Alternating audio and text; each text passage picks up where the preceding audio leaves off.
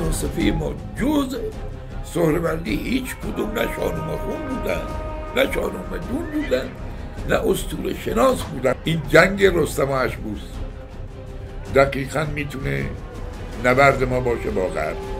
هنگامی که اشکوبوس بهش میگه که مثلا پیاده اومدی به جنگ که چیکار باید کنید؟ یعنی در خط داره بهش تن میزنه که تو از حیث تکنیکی عقبی.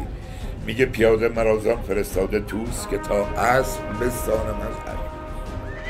یعنی تنها راهی که ما داریم اینه که بتونیم تکنولوژی رو از آن خود کنیم، نه اینکه دنبال رو حضرات باشیم برای کسب تکنیک.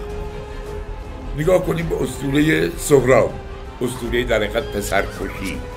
همه میدونن که این بچه رستمه، خود رستم هم میدونه، ولی میدونه آقا این به طریقت تورانی بزرگ شده. الحق کل من قلم.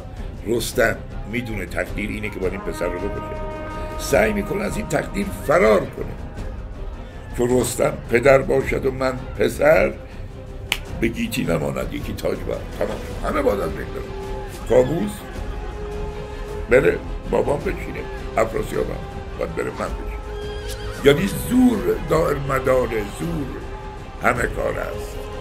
سهراب زور میده و اگر این زور حاکم بشه، دین و آیین در ایران و توران و سراسر جهان به هم خواهد.